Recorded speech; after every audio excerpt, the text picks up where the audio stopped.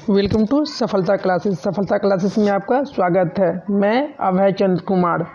आज का जो सब्जेक्ट है वो सब्जेक्ट है सामाजिक विज्ञान, मतलब सोशल साइंस। हम लोग सोशल साइंस से मोस्ट इम्पोर्टेंट एमसीक्यू को देखने वाले हैं और यह सारा क्वेश्चन कहीं न कहीं आपके एग्ज़ाम का पार्ट बनेगा। इसलिए आप लोग इस चैनल पे नए हैं तो इसे ज़रूर सब्सक्राइब करें और बेल आइकन को ज़रूर दबाएं। चलते हैं हम लोग क्वेश्चन की तरफ। क्वेश्चन नंबर 1, यूरोप का मरीज किसे कहा जाता है? तो यूरोप का मरीज किसे कहा जाता है? तुर्की को। ऑप्शन नंबर ए सही हो जाएगा। Next question second, young Italy की स्थापना किसने की थी? जो यंग इटली की स्थापना किसने की थी? तो मेजनी ने। ऑप्शन नंबर ए सही हो जाएगा। नेक्स्ट क्वेश्चन थर्ड, अंतर्राष्ट्रीय महिला दिवस कब मनाया जाता है? तो अंतर्राष्ट्रीय महिला दिवस 8 मार्च को मनाया जाता है। नेक्स्ट क्वेश्चन 4, अप्रैल थिथिस किसकी लिखी हुई है? तो अप्रैल थिथिस किसकी लिखी हुई है? तो यह लेनिन की लिखी है। नेक्स्ट क्वेश्चन 5, सोवियत संघ का विघटन किस वर्ष हुआ? जो सोवियत संघ था उसका विघटन कब हुआ था? 1991 ईस्वी में सोवियत संघ का विघटन हुआ था।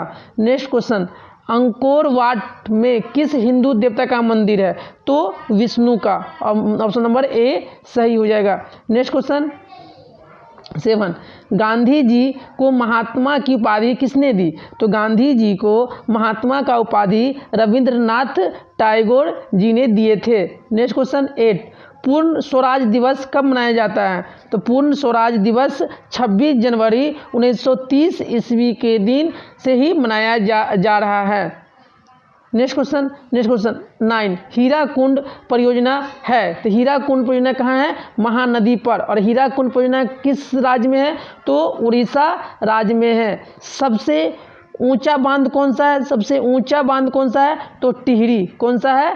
टिहरी बांध सबसे ऊंचा बांध है। और किस राज्य में है यह? तो यह है उत्तराखंड राज्य में। नेक्स्ट क्वेश्चन 10, गुरु गोविंद सिंह जी का जन्म किस नगर में हुआ था? तो गुरु गोविंद जी का जन्म किस नगर में हुआ था? तो पटना में। ऑप्शन नंबर बी सही हो जाएगा। Next question 11, east India company Bharat से अफीम का निर्यात किस देश से करती थी?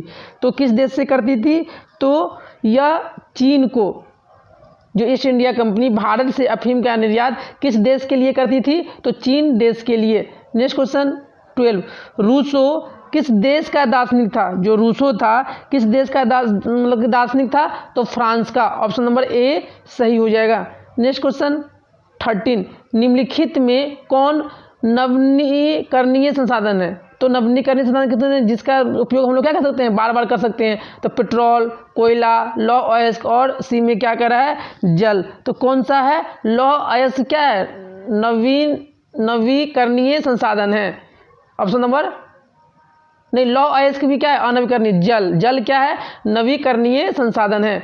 नेक्स्ट क्वेश्चन 14, जामनगर तेल शोधक कारखाना किस राज्य में स्थित है? तो जामनगर तेल शोधक कारखाना किस राज्य में स्थित है? तो गुजरात में। ऑप्शन नंबर ए सही हो जाएगा। नेक्स्ट क्वेश्चन 15, तारापुर परमाणु विद्युत केंद्र है। जो तारापुर परमाणु विद्युत केंद्र कहाँ है? तो महाराष्ट्र में। ऑप्शन नंबर बी सही हो जाएगा। नेक्स्ट क्वेश्चन 16, पर्यावरण संरक्षण हेतु पहला विश्व शिखर सम्मेलन कहाँ हुआ था? तो पर्यावरण संरक्षण हेतु पहला विश्व शिखर सम्मेलन कहाँ पे हुआ था? तो स्टॉकहोम। ऑप्शन नंबर ए सही हो जाएगा। नेक्स्ट क्वेश्चन 17, 1992 में पृथ्वी सम्मेलन कहाँ हुआ था? तो पृथ्वी सम्मेलन कब हुआ था? 1992 ईस्वी में। और कहाँ हुआ था? तो रियो डी जेनेरियो में। ऑप्शन नंबर डी सही हो जाएगा। नेक्स्ट क्वेश्चन 18, भारत में कोयले का सर्वप्रमुख उत्पादक राज्य है। तो कौन सा सर्वप्रमुख उत्पादक राज्य है भारत में कोयले का? तो झारखंड। ऑप्शन नंबर बी सही हो जाएगा। नेक्स्ट क्वेश्चन 19, भारत में सर्वप्रथम चावल उत्पादक राज्य है। सबसे सर्वप्रमुख चावल उत्पादक राज्य कौन सा है? तो पश्चिम बंगाल। ऑप्शन नंबर ए सही हो जाएगा। नेक्स्ट क्वेश्चन 20, भारत में रेडियो का पहला प्रसारण किस वर्ष हुआ था? 1923 ईस्वी में रेडियो का पहला प्रसारण प्रारंभ हुआ था। नेक्स्ट क्वेश्चन 21, भारत में हरित क्रांति शुरू हुई थी। तो भारत में हरित क्रांति कब शुरू हुई थी? तो 1966 ईस्वी में। नेक्स्ट क्वेश्चन 22, सूती कपड़ा उद्योग का कच्चा माल है। तो सूती कपड़ा उद्योग का कच्चा माल कौन सा है? तो कपास, ऑप्शन नंबर बी सही हो जाएगा। नेक्स्ट क्वेश्चन 33, रेशमी वस्त्र उत्पादन का प्रमुख केंद्र है। जो रेशमी वस्त्र उत्पादन का प्रमुख केंद्र कहाँ है? तो भागलपुर, ऑप्शन नंबर डी सही हो जाएगा। नेक्स्ट क्वेश्चन 24, उर्वरक कारखाना अवस्थित है। तो उर्वरक कारखाना कहाँ अवस्थित है? तो बरौनी में, ऑप्शन नंबर ए सही हो जाएगा। नेक्स्ट क्वेश्चन 25, रंग भेद की नीति के विरुद्ध आवाज किसने उठाई थी? तो रंग भेद के नीति के विरुद्ध आवाज किसने उठाई थी? तो कौन उठाया था? Martin Luther King, option number B सही हो जाएगा। नेक्स्ट क्वेश्चन 26, धर्म को समुदाय का मुख्य आधार मानने वाला व्यक्ति को कहा जाता है। तो उस धर्म को जो समुदाय का जो प्रमुख आधार मानने वाला व्यक्ति को क्या कहा जाता है? तो सांप्रदायिक, ऑप्शन नंबर बी सही हो जाएगा। नेक्स्ट क्वेश्चन 27, भारत में राष्ट्रीय महिला आयोग अधिनियम कब बना? जो भारत में राष्ट्रीय महिला आयोग कब बना था? 1990 ईस्वी में। नेक्स्ट क्वेश्चन, भारत में संविधान सभा का गठन कब हुआ था? तो भारत में संविधान सभा गठन कब हुआ था? 1946 ईस्वी में, ऑप्शन नंबर ए सही हो जाएगा। नेक्स्ट क्वेश्चन 29, तेलंगाना, जो तेलंगाना राज्य का गठन कब हुआ था? तो 2 जून 2014 ईस्वी को। नेक्स्ट क्वेश्चन 30, चिपको आंदोलन की शुरुआत किस राज्य से हुई थी? तो चिपको आंदोलन की शुरुआत कहाँ से हुआ था? उत्तराखंड राज्य से। नेक्स्ट क्वेश्चन 31, लोकतंत्र का प्राण किसे कहा जाता है? तो लोकतंत्र का प्राण किसे कहा जाता है? राजनीतिक दल को, ऑप्शन नंबर ए सही हो जाएगा। नेक्स्ट क्वेश्चन 32, निम्नलिखित में कौन एक राष्ट्रीय दल है? तो कौन सा एक राष्ट्रीय दल है? तो यह है भारतीय जनता पार्टी। इसका मतलब चुनाव चिन्ह क्या है? तो कमल छाप। नेक्स्ट क्वेश्चन 33, भारत में लोकतंत्र की क्या चुनौती है? जो भारत में जो लोकतंत्र की क्या चुनौती है? तो यह क्या चुनौती है? जातिवाद, ऑप्शन नंबर ए सही हो जाएगा। नेक्स्ट क्वेश्चन 34, किसने कहा लोकतंत्र जनता का, जनता के द्वारा तथा जनता के लिए शासन है? तो ये किसने कहा था?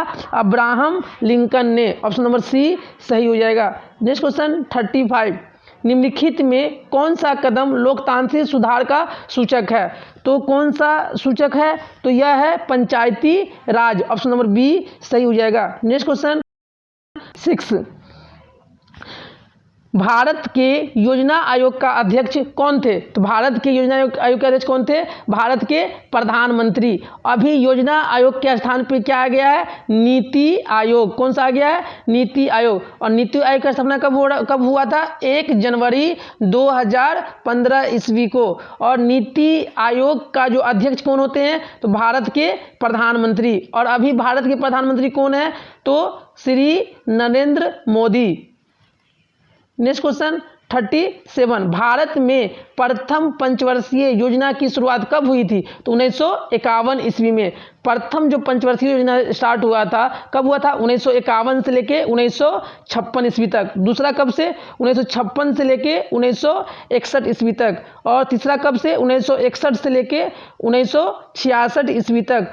जो प्रथम पंचवर्षीय योजना था उसमें कृषि पे बल दिया गया था। किसे बल दिया गया था? कृषि पर। दूसरी पंचवर्षीय योजना पे किसे बल दिया गया था? तो उद्योग पे बल दिया गया था।